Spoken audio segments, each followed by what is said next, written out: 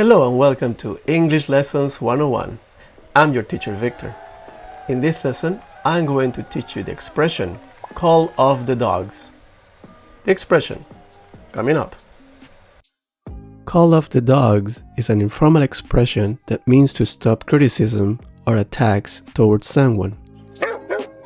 Let's look at some examples. I think she got the message. Call off the dogs. Tell your friends to stop attacking her. The lawsuit was dropped and they finally called off the dogs. Question of the day. Have you ever had a situation where someone had to call off the dogs off you? Let us know in the comment section. Remember to support English Lessons 101 by liking, sharing, and subscribing. This is your teacher Victor. Catch you later. Bye.